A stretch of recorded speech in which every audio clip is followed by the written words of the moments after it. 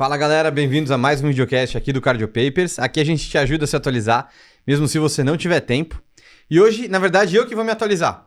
Porque quem é aluno nosso do curso do Tech sabe que eu fiz um módulo de aortopatias e já deu um trabalhão. Chega agora em setembro, temos uma nova diretriz da ESC sobre aortopatias. Então, hoje eu também estudei, me atualizei e vou estar aqui com um convidado muito especial. Quarta, quinta, sei lá, sexta vez que ele já está aqui. Cara, já é do time, já daqui a pouco já vai cobrar CLT também aqui também.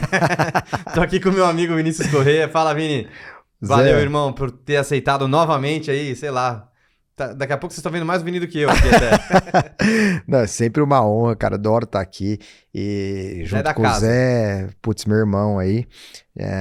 Tanto do Incor quanto do Ciro, a gente trabalha junto.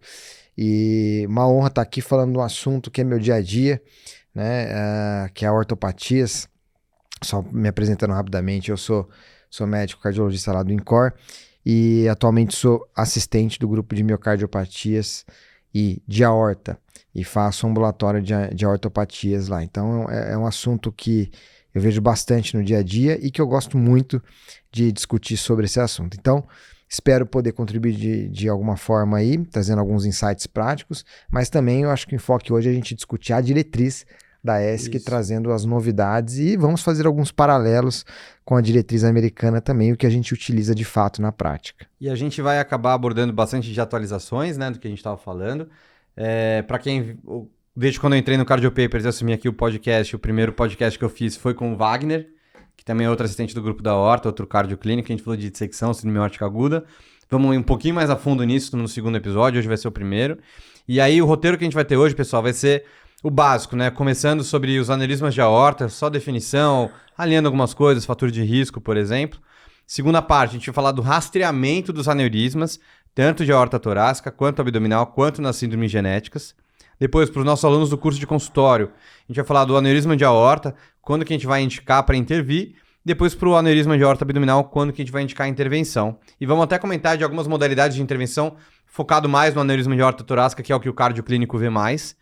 Na segunda parte, eu vou comentar com vocês no outro episódio, né, na parte 2, mas a gente vai falar sobre síndromes genéticas, valvopatia aórtica bicúspide, tratamento clínico dos aneurismas de aorta, e depois a gente também vai ter um momento dedicado só pelas síndromes aórticas agudas, que teve novidade também. Então, muita coisa, a gente vai dividir, tanta coisa que a gente vai dividir em 2 episódios, tá? Lembrando que cada episódio vai ter uma parte que vai ser exclusiva para os alunos do curso de consultório. Se você não é aluno do curso de consultório, eu estou deixando aqui embaixo o link na descrição para você se inscrever, tá legal? E a gente tem toda semana aula nova, um monte de coisas falando sobre diretrizes. E se você foi aluno nosso também, participou do Cardio Papers Experience, um abraço para vocês aí, porque esse vídeo deve estar passando depois do dia 2 de novembro, onde rolou o nosso encontro aqui, que foi bem legal.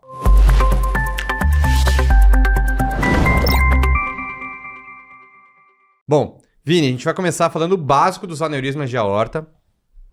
E como eu estudei esse assunto, vou fazendo algumas interrupções aqui e queria saber de você, então, primeiro, né, a definição de aneurisma. Porque a gente pega muito laudo de eco que tá lá, ectasia da raiz da aorta, ectasia de aorta ascendente. Primeiro, o que é ectasia? O que é aneurisma? Qual que é o termo mais adequado e por quê, Vini? Boa, ótima pergunta. Então, vamos primeiro diferenciar o que seria dilatação e por que a gente não utiliza mais o termo ectasia, né? Dilatação é um aumento do diâmetro da aorta que não preenche critério para aneurisma, né? Então, pela diretriz europeia, seria aquela dilatação acima de 2 desvios padrões daquele diâmetro predito, né, para aquele segmento da aorta, para aquela idade, para aquele sexo. Se a gente fosse pegar um homem e raiz de aorta, seria acima de 40 milímetros e mulheres acima de 36 milímetros. Uhum.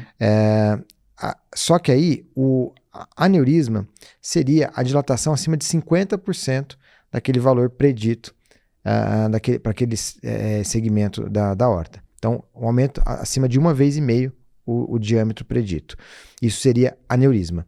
E por que a gente não utiliza mais o termo ectasia e a gente utiliza o termo de dilatação? Porque ectasia, ele remete a várias conotações, como, por exemplo, tortuosidade de artérias. não só dilatação, mas também tortuosidade. Então, para evitar essa confusão de termos, a gente utiliza mais dilatação, que refere de fato ao aumento do diâmetro da aorta. Tá? Se a gente for pegar de forma bem prática, a diretriz americana, ela coloca como para a raiz da aorta, a aorta ascendente, dilatação acima de 4 centímetros e aneurisma acima de 4,5. E para a aorta abdominal, dilatação acima de 3 centímetros e aneurisma acima de 4,5. Mas, cada vez mais a gente vem utilizando aqueles diâmetros indexados, medidas indexadas principalmente para extremos de idade e extremos de altura também. E aí a gente pode utilizar vários índices. A gente pode usar o tamanho da aorta indexado pela área da superfície corpórea, o diâmetro da aorta indexado pela altura, a área seccional da aorta indexado pela altura. Para cada um desses parâmetros, a gente tem algum ponto de corte a partir do qual a gente considera intervenção. Isso já foi abordado pela diretriz americana e foi reforçado também pela diretriz europeia. Maravilha. Vini, vou mostrar aqui, e aí você acompanha com a gente, pessoal.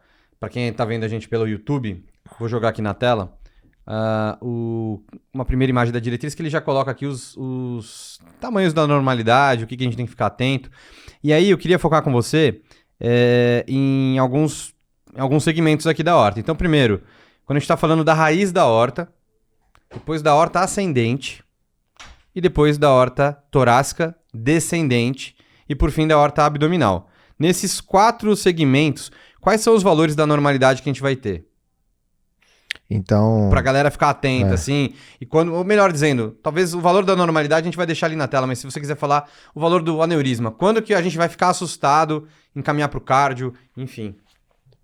Então, nesses casos aqui, né, a gente sempre vai considerar aumento acima desses valores como dilatação, né? Já seria dilatação, mas aneurisma entra naquela definição geral de 1,5 vezes o valor esperado. Tá? Então é só fazer as contas para cada segmento. Perfeito. Então esse diagrama é um diagrama um pouco mais personalizado, né, do que aquelas orientações gerais ali da diretriz americana. Mas eu acho que daquelas orientações gerais é interessante a gente ter na cabeça como um norte, mas saber que para cada segmento a gente tem diâmetros específicos e também a gente pode indexar de acordo com a idade, o sexo, a altura também. Maravilha. Então, só pra gente... Quais os valores que a gente fica na cabeça, né? Por exemplo, a aorta abdominal. Pô, 55 para homem. Entendi o que você quis dizer agora. Então, por exemplo, aqueles números chaves ali. Para intervenção, você quer dizer? Isso, só pra galera ficar atenta. Vamos deixar aqui espelhando aqui a imagem. E aí a gente joga lá só pra galera lembrar. Então, que é aquele número 55, que é um número bem chave aí pra gente lembrar. Então, por exemplo, aorta abdominal, dilatação maior que 55. Óbvio que para mulher a gente vai comentar que tem um corte um pouquinho menor. 50, né? Mas assim, 55 é o número-chave, né? Que acho que a gente tem que lembrar. Se você viu a aorta torácica, a aorta abdominal maior que 55, acho que esse é o número bom pra gente lembrar, né? Boa, acho que isso a gente também vai comentar muito na parte de indicações de tratamento cirúrgico. É que isso aí vai ficar pros nossos alunos do curso de consultório. Vamos dar só aquela palhinha. Só aquela... Boa. O gostinho ali pra galera. Ótimo. Então, mas assim, bem rápido também. Senão... Tá bom, de forma geral, assim... Para a raiz, né, e para a aorta torácica ascendente, a gente tem um valor de 50 para abordagem em centros experientes. Quando a gente está falando de arco aórtico, aorta torácica descendente, a gente utiliza o número de 55. Para alguns pacientes de alto risco, a gente pode até colocar 50 como um valor que a gente considera intervenção. E para a aorta abdominal, infrarrenal, a gente tem alguns valores diferenciados para homens acima de 55, para mulheres acima de 50 milímetros. E quando a gente fala do segmento tóraco-abdominal, é o segmento mais complexo em termos de abordagem, porque é um segmento que a gente tem uma grande dificuldade, tanto para cirurgia aberta quanto para cirurgia endovascular, devido à grande quantidade de ramos que saem da aorta para irrigar as vísceras desse segmento. Então, quando a gente está falando de tórax abdominal, o ponto de corte para a cirurgia também é maior e acaba sendo 6 centímetros de forma geral. Maravilha. Tá? Então, esse é um panorama geral aí para a gente ter em mente. Vini, e os principais fatores de risco que a gente vai ter? Então, para quem está vendo aí, a gente está espelhando aqui dentro da diretriz, os principais aqui. O Vini vai dar uma pincelada só citando aí, por favor, meu amigo.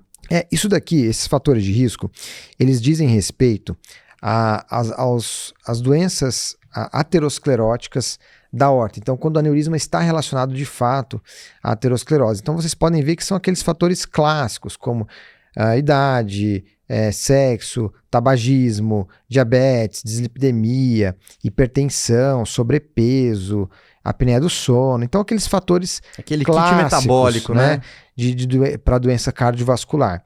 Mas nós temos que lembrar o seguinte: quando a gente está falando de aneurismas de aorta, nem sempre esses aneurismas compartilham os mesmos fatores de risco com a aterosclerose. Na verdade, nem mesmo todos os aneurismas têm um fundo de aterosclerose, né? Exatamente. Quando a gente está falando mais de aorta abdominal, a gente está falando muito de uma etiologia aterosclerótica. E quando a gente está falando da aorta torácica descendente também, né? Quando a gente fala da aorta ascendente, raiz, a gente está pensando talvez alguma coisa genética ou alguma coisa congênita, então. E aí acaba tendo um paciente jovem, como por exemplo, paciente com Marfan, jovem, com uma dilatação da raiz da aorta, que não vai ter diabetes, hipertensão, dislipidemia, tabagismo necessariamente, um cara mais novo, né? Isso, Zé, essa observação que você trouxe é bem interessante, porque essa concentração de etiologia mais aterosclerótica na abdominal e mais genético na torácica ascendente, na raiz, isso tem uma explicação fisiopatológica interessante. Quando a gente fala de origem embriológica, para começar, é diferente. De raiz, aorta ascendente e torácica descendente e abdominal. E segundo, que a composição também da parede da aorta é diferente.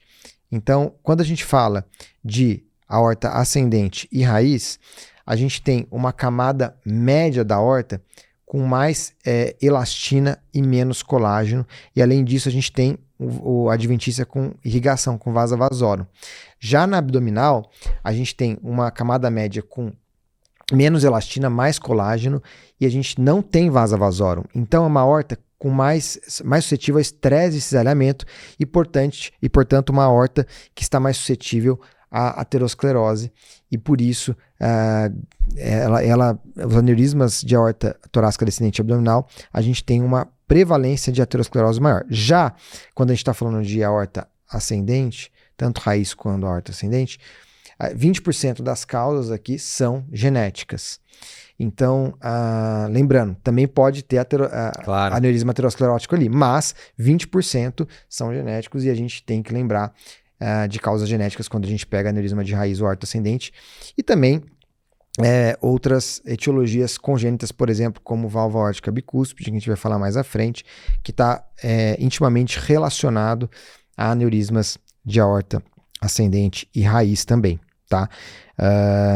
Mas lembrar que a gente tem outros fatores além da aterosclerose. Então a gente pode ter infecções como sífilis, infecções fúngicas que podem causar aneurisma, aortites, relacionadas a vasculites, então tacaiaço, BC, arterite de células gigantes, IgG4, tudo isso pode levar a vasculite. A gente tem vários casos desses no nosso ambulatório também.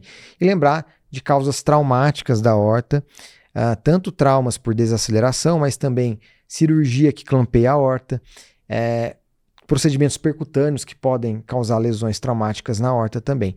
Então, a aneurisma de aorta não se resume à aterosclerose. A gente tem que lembrar de outros fatores, outras causas também, e lembrar que as causas genéticas estão mais prevalentes ali na aorta torácica ascendente, mas pode acontecer em outros segmentos da aorta também. Então, falando de fatores de risco, né, Zé, eu acho que aquele quadro que a gente colocou de fatores de risco aterosclerótico é quando a gente está falando dessas causas ateroscleróticas, mas a gente tem que lembrar dos outros fatores também. Brilhante. Cara, vamos falar então agora. Então a gente já entendeu definição de aneurisma, entendi quais são os fatores de risco e entendi um pouco de embriogênese para entender melhor quem que vai ter mais suscetibilidade para um aneurisma de aorta ascendente, e outro descendente barra tóraco-abdominal barra abdominal. E agora a gente vai falar o segundo tópico, que vai ser o rastreamento desse tipo de aneurisma. Então, a gente vai dividir, Vini, em primeiro, como é que eu vou fazer esse rastreamento barra segmento de um paciente que tem uma dilatação da aorta ascendente, depois da aorta abdominal, e depois a gente vai dar uma pincelada como é que a gente dá uma rastreada e nesse início em pacientes com alguma síndrome genética, por exemplo, um Marfan. Então aí, para a gente começar a falar então da aorta ascendente, então. Como é que a gente vai fazer esse segmento aí? Veio um achado, né, no eco com uma dilatação da raiz da aorta, e agora o que eu faço? Vamos lá. Ô Zé, e antes, muito legal essa pergunta, mas antes eu vou até provocar o pessoal. Veio um achado, mas e antes desse achado? Por que me motivou a pedir esse eco? Não tem que fazer um eco de rotina para esses pacientes que têm fatores de risco para aneurisma, ou mesmo aqueles que não têm, para ver se eu acho um aneurisma de aorta ascendente ou de raiz? Infelizmente, a gente não tem nenhum método de rastreamento populacional assim, né? Para aneurismas de aorta torácica. Para abdominal a gente vai falar mais à frente. Mas isso é um problema, porque a maioria dos aneurismas de aorta torácica são assintomáticos. E é isso que o Zé falou. A gente vai achar esses aneurismas em exames que a gente faz por outros motivos, ou exames de rotina que a gente acaba fazendo no consultório, e a gente pode encontrar esses aneurismas, tá? Algumas vezes eles vão causar sintomas, mas é raro, e sintomas geralmente são sintomas compressivos, principalmente dos aneurismas de arco, que são os que mais causam sintomas. E às vezes é uma coisa meio inespecífica também, bem né? Inespecífico, mas assim, pode comprimir esôfago, causar uma disfagia, pode comprimir laringeu recorrente, causar rouquidão, pode comprimir via aérea, causar dispneia, enfim. Isso é raro, né? Na grande maioria das vezes vai ser achado de exame. Uhum. Uma vez que a gente encontra o aneurisma de aorta torácico, passo número 1, né? Muitas vezes ele é identificado pelo eco, né? Aquele eco que a gente faz no consultório e tal. Quando é no raio-x já é uma coisa maior. Enfim, aí acaba encontrando no eco, e lembrando que o eco é muito bom para ver aneurisma de raiz de aorta e de aorta torácica ascendente. Para arco e aorta torácica descendente já perde muito a acurácia. Então não é um bom método. Mas uma vez que a gente identifica um aneurisma de aorta torácica ou raiz, a gente tem que estudar toda a aorta do paciente. Aí sim o paciente vai precisar de uma angiotoma ou uma angiorressonância, porque de 10 a 15% dos pacientes que têm aneurisma de aorta torácica também tem abdominal concomitante. E dos que têm abdominal, 20 a 30% tem aneurisma de aorta torácica. Então, uma vez que a gente encontra um aneurisma na aorta, a gente tem que estudar a aorta inteira. Doenças que nem câncer, né? Neoplasia. Achou, já vê se tem tumor sincrônico, por exemplo. Exatamente. Então, isso já é uma coisa que a gente leva muito em consideração. E o eco é essencial para esses pacientes com dilatação ou aneurisma de aorta, porque a gente também tem que avaliar a válvula. A válvula aórtica, a válvula mitral. E isso vai impactar diretamente na cirurgia que a gente vai fazer, tá? E aí, uma vez que a gente encontra, então, uma dilatação da aorta, como que a gente vai seguir esses pacientes? Aí tem um fluxograma bem poluído da ESC. Quero imagem. Que a gente está projetando aí para vocês, e a gente vai focar nesse lado esquerdo do fluxograma. Onde a gente colocou uma caixinha aí para vocês verem. Uma caixinha melhor. Vermelha, depois a gente vai falar do outro lado em um segundo momento, mas aqui a gente quer focar então no segmento. Então aquele paciente que tem um aneurisma de raiz ou de aorta ascendente, como que a gente vai seguir? Quando tem a dilatação, que é acima de 40, ainda não é aneurisma, a gente vai ter que ter uma tomo de baseline justamente para a gente estudar toda a aorta. E aí a gente vai repetir, a gente pode seguir esse paciente com eco, não precisa repetir angiotomo. Porque lembrando que o eco é bom para ver aneurisma de raiz e aorta ascendente. Se esse aneurisma não estiver crescendo mais de 3 milímetros por ano, esse é um número mágico que foi muito bem resumido pela diretriz da ESC. A diretriz a diretriz americana colocava outros pontos de corte para taxa de crescimento nessa localização. Aqui a diretriz da ESC já resumiu para 3 milímetros por ano. Bom, se cresce menos do que isso, a gente vai fazer um eco a cada 2 ou 3 anos. Se cresce mais do que 3 milímetros, sempre quando tem uma diferença entre um eco e outro, a gente tem que reestudar com angiotomo para confirmar de fato esse achado. E aí, se o paciente tiver mesmo tendo crescimento, a gente vai ter que reduzir o tempo de segmento entre um eco e outro. Então, a gente pode fazer anualmente ou a cada 6 meses, se continuar crescendo a cada 3 milímetros por ano.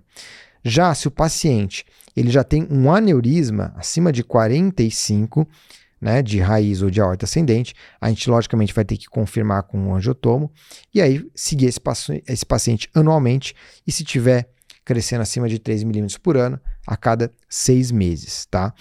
E aí, aqueles pacientes que têm um aneurisma acima de 50 milímetros, de 5 centímetros, e não preencheu o critério para a abordagem, que a gente ainda vai que falar. A gente vai falar, a gente tem que seguir esses pacientes a cada 6 meses. Então é isso. Acima de 50 milímetros, sem critério de abordagem, 6 meses. Acima de 45 milímetros, anual, e se estiver crescendo rápido, 6 meses. E acima de 40 milímetros, a gente pode seguir a cada 2 ou 3 anos. Perfeito. Basicamente isso, resumindo. Show. E se tiver acima de 55? Aí a gente vai abordar logicamente, tá? Perfeito. E a gente vai comentar isso daqui a pouquinho, mas só para a galera. E quem ficou meio perdido, ele vai acompanhando e vai acompanhando o crescimento até quando? Se ele tinha 40, até ele ficar com 45, 50, né? Então a gente vai mudando vai encurtando ainda mais esse retorno. Então, Vini, maravilha. E na aorta abdominal? Boa. Então, para a aorta abdominal, de novo, a gente também tem uma doença assintomática na grande maioria das vezes. O paciente pode ter sintomas que também são menos comuns, como tromboembolismo distal, pode dar cianose nos dedinhos do pé, pode ter uma expansão rápida, ter dor abdominal, pode comprimir estrutura adjacente, causando hidronefrose, edema de membros inferiores. Mas esses casos sintomáticos são a minoria deles. Então, a maioria vai ser assintomática. E aí nós já temos mais evidências científicas mostrando benefício populacional de rastreamento para aneurisma de aorta abdominal. Então, o que é recomendado na literatura e que foi aqui reforçado pela diretriz da ESC?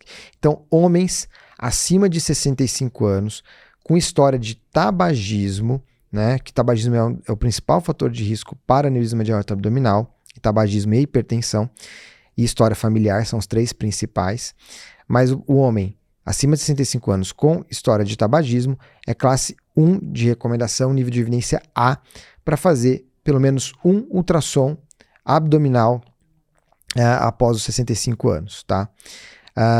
Já aqueles homens que têm acima de 75 anos, né? Independente da história de tabagismo, ou mulheres acima de 75 anos que têm história de tabagismo, hipertensão ou ambos, aí esses pacientes também teriam indicação, classe 2B de recomendação, nível de evidência C. Então cai bastante, mas vejam que essa diretriz inclui as mulheres também para rastreamento de aneurisma abdominal, que é uma coisa que não existia antes, mas vale ressaltar que a diretriz americana também já incluía as mulheres e era um pouco mais permissivo também para indicação de rastreamento, tá?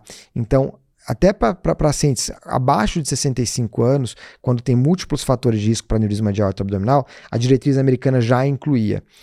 E para pacientes entre 65 e 75 anos, quando a gente falava de mulheres com fatores de risco, história familiar, o tabagismo, a diretriz americana também considerava o rastreio. A diretriz europeia é um pouco mais restrita, colocando então homens acima de 65 anos ou com tabagistas, ou homens acima de 75 anos sem fatores de risco, ou mulheres com fatores de risco, tá?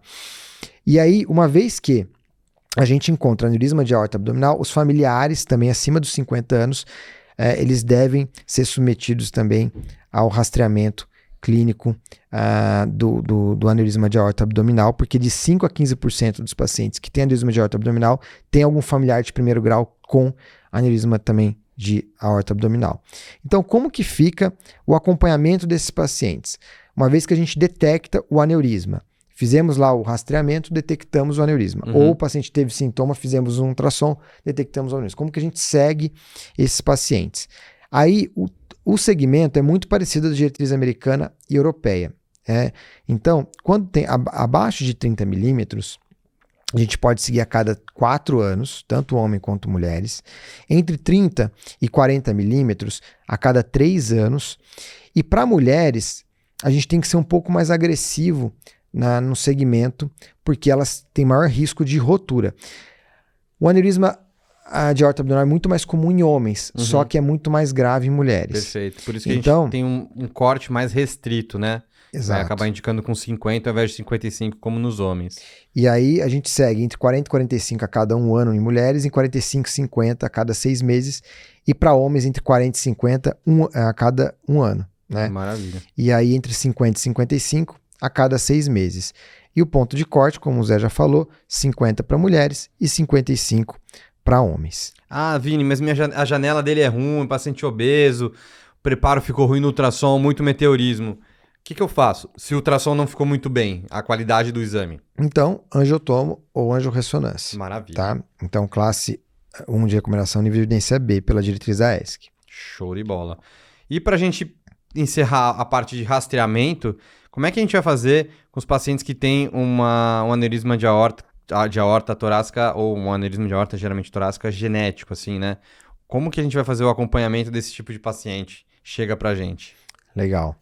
Ô Zé, acho que a gente vai falar, assim, quando a gente já detecta uma síndrome genética, a diretriz europeia trouxe algumas recomendações específicas para Marfan, para Loegetz, para Ehlers-Danlos, para Turner. Então, para cada uma dessas síndromes, a gente tem uma recomendação de segmento específica. Mais para frente, quando a gente for falar das síndromes genéticas, a gente vai focar no Marfan, principalmente, que é o mais comum, né? A gente não vai destrinchar todas as síndromes, mas aqui eu queria comentar como que a gente vai fazer o rastreamento familiar desses pacientes com aneurisma genético, né? Então, primeiro, quando que a gente pede o teste genético, para que serve o teste genético, e a partir disso, como que a gente vai fazer o rastreamento desses pacientes. Pausa. Então, se você não sabe o que é teste genético, o Vini também já gravou um podcast com teste genético falando sobre Sanger, falando sobre o pacote, o painel e tudo mais. Então, se você estiver boiando nessa parte aí que o Vini vai falar a partir de agora, você dá uma pausa depois, já deixa salvo o outro vídeo nosso, que está na íntegra até, para você ver e entender e poder compartilhar com mais pessoas isso daí. Só relembrando, 20% dos pacientes que têm aneurisma de aorta torácica ou ascendente raiz tem uma causa genética associada. E dos pacientes que fazem o teste genético, com indicação, que a gente vai falar quais são, 20% na literatura, mais ou menos, a gente encontra uma variante associada à doença. Assim. Patogênico, provavelmente patogênico. Na nossa casuística do INCOR, o nosso rendimento do teste está sendo mais ou menos de 18%. Tá? Então está muito próximo da literatura. É um rendimento baixo, né? Mas quando você pega aquele paciente que é sindrômico, você fala, putz, ele tem todo o fenótipo de Loegetz ou de Marfan, Ehlers-Danlos, e você coleta o teste genético. O rendimento ultrapassa 80%. Claro, aumenta a probabilidade pré-teste dele, né? E aí, logicamente, que o seu rendimento vai ser maior. Legal. Então, Zé, para quem que a gente vai pedir o teste genético diante de um aneurisma de aorta torácica? Chegou aquele paciente no consultório e aí ele tem um aneurisma de aorta torácica. E quais seriam as indicações, então, para pedir o teste genético? As indicações, já vou adiantar, são muito semelhantes das duas diretrizes, tanto da ESC quanto da americana. Então, primeiro, paciente com características sindrômicas de Marfan, Loegetz ou Ehlers-Danlos. A gente vai falar um pouquinho de Marfan mais para frente. Diagnóstico antes dos 60 anos. Então, você fez um diagnóstico do aneurisma antes dos 60 anos. A gente tem que desconfiar de causa genética. Se o paciente tem história familiar de aneurisma de aorta torácica ou intracraniano ou aneurismas periféricos, ou seja, em subclávia, em ilíaca, em parentes de primeiro ou segundo grau. Morte súbita inexplicada em parentes de primeiro ou segundo grau com menos de 60 anos. Por quê? Grande parte das mortes súbitas são decorrentes das doenças de aorta. Então, tem uma frase impactante que é: quem é o médico? Qual é o médico que mais faz diagnóstico de dissecção de aorta? O médico legista. Exatamente. Isso no Brasil, né? Exato. Na Suécia não funciona muito bem assim. Mas no Brasil é isso, de fato. 80% dos diagnósticos em São Paulo, de doenças da aorta foram feitos pelo médico legista, ou seja, a gente é muito ruim para diagnosticar a doença de aorta, infelizmente. Então, muitas campanhas estão sendo feitas para conscientizar o pessoal aí para pensar em aorta, né? Mas, de fato, pedir o teste genético. Aí a diretriz, ela traz um fluxograma interessante de quando pedir, como seguir, como fazer o rastreio familiar. Então, vamos jogar o fluxograma para quem está assistindo aí no YouTube. Ó, pacientes com aneurisma de aorta torácica, com menos de 60 anos, com dissecção de aorta ou uma dilatação da aorta não relacionada à hipertensão, já tem, de fato, a indicação de fazer o teste genético. Se ele tem uma dilatação acima do Z-score de 3 ou tem qualquer outro fator de risco que eu vou pontuar para vocês mais à frente, ele já teria indicação também de fazer o teste genético, tá? Agora, o paciente que não tem abaixo de 60 anos, tem acima de 60 anos, com uma dilatação importante da aorta, às vezes score acima de 3, ou dissecção não relacionada à hipertensão, também teria indicação, ou o paciente que tem hipertensão, mas tem fatores de risco adicionais, eles também teriam indicação do teste genético. Quais são esses fatores de risco? Aquilo que eu estava falando. Características sindrômicas das Marfan, Loegitis ou Ehlers-Danlos, vascular, história familiar de dissecção, de aneurisma, de dissecção ou de aneurismas intracranianos, periféricos ou morte súbita inexplicada antes de 60 anos. Então, esses seriam pacientes que teriam indicação do teste genético. E uma vez que a gente faz o teste genético, sendo bem simplório aqui em termos de teste genético, ele pode ser positivo, negativo, né, ou VUS. Isso é um termo muito simplório, mas para deixar isso mais fácil aqui, de mais fácil acesso. Então, quando o teste genético ele vem positivo, a gente tem que fazer o rastreamento em cascata nos familiares de primeiro grau. O que seria isso? Eu vou procurar essa variante que eu encontrei, no meu caso o índice, nos familiares de primeiro grau e junto com rastreio clínico, fazendo um ecocardiograma nesses pacientes também. Já se eu tenho um teste genético negativo ou uma variante de significado incerto, né, eu fiz também nesses pacientes o screening com imagem de aorta, né, que seria o ecocardiograma. Por quê? Porque mesmo um teste negativo, ele não quer dizer que o paciente não tem uma doença genética. Lembrando que o nosso rendimento é só de 18% a 20%. Então, mesmo diante de um teste negativo, isso pode ser uma limitação do próprio teste. Então, a gente tem que considerar a causa genética e a gente vai fazer o rastreamento clínico de qualquer forma. E olha que interessante que esse guideline coloca. A gente tem que reavaliar o teste genético num probando a cada 3 a 5 anos. Por quê? Como eu falei para vocês, tanto quando a gente acha uma VUS ou um teste negativo, isso muda com o tempo. Porque a gente vai alimentando o banco de dados mundiais. Não é que o gene muda. Não é que o gene muda. Muda o conhecimento nosso sobre aquele gene. Exato. Por isso que a gente tem que reacessar esse teste a cada 3 a 5 anos. E a diretriz americana não colocava isso. E eu gostei muito da diretriz 10, que ela considerou isso daí também, que é algo que a gente está fazendo para aqueles pacientes que a gente acha que tem um fenótipo clássico, né, para alguma doença genética, mas o teste veio negativo ou veio uma variante de significado incerto. E os parentes de primeiro grau a gente tem que reacessar com imagem a cada 5 anos, mesmo diante de um teste negativo, tá?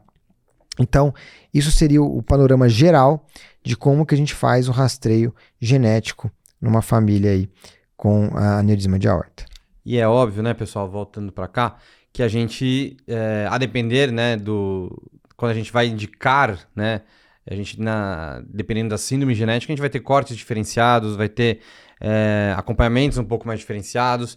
Como isso aqui é mais uma parte de uma minoria, uma exceção, né, senão a gente vai ficar aqui horas e horas e horas detalhando item por item de cada uma das síndromes genéticas, que não é o foco.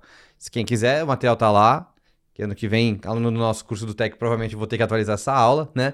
Mas não mudou tanta coisa também, mas vamos ter que atualizar alguma coisa. Mas, então, o rastreamento é mais a parte genética que a gente acabou falando aqui. Sucesso. E aí, mais pra frente, a gente vai pincelar também um pouquinho do Marfan. Maravilha. Bom, Vini, então agora a gente já comentou sobre o básico, né? Falando de fator de risco, dilatação, aneurisma, ectasia. Falamos sobre embriogênese, tecidos, né, que vão fazer a aorta torácica descendente, a aorta ascendente, e diferenças nos tecidos e fisiopatologias dos aneurismas diferentes. Falamos dos rastreamentos que a gente vai ter, né, de aneurisma de aorta torácica e abdominal, e falamos do rastreamento genético também. E a gente vai parar por aqui. Na segunda parte dessa aula de hoje, a gente vai comentar ainda sobre aneurisma de aorta torácica, quando que eu vou intervir, e aneurisma de aorta abdominal, quando eu vou intervir, e também como eu vou intervir. Então a gente vai ter muitas imagens legais para os nossos alunos do curso de consultório, que também vamos falar sobre Bentall de Bono, FET, só mostrar aqui os principais exemplos de cirurgias, né, que a gente vai ter de cirurgia cardíaca, e quando que a gente vai operar por oportunidade. Então, meu paciente vai operar a válvula aórtica já. Será que vale a pena mexer naquele aneurisma? Isso tudo a gente vai comentar na nossa segunda parte. Na outra semana, a gente vai liberar o podcast, que a gente vai falar ainda sobre situações específicas, né, de quando que eu vou acabar indicando na válvula aórtica bicúspide, no Marfan, por exemplo. Vou falar de quando a gente suspeita de coartação de aorta. Vou falar também de tratamento clínico e vamos falar bastante de síndrome aórtica aguda. Então, se você não é aluno do nosso curso de consultório, estou deixando o link aqui na descrição. Vini, brigadão. Tamo Sucesso, junto, como Zé, sempre, muito obrigado, né? de novo. E espero os alunos aí no próximo bloco aí. Maravilha. A gente continua então a conversa com o Dr. Vinícius falando sobre aneurisma de aorta torácica na sequência no nosso curso de consultório. Galera, valeu e até a próxima.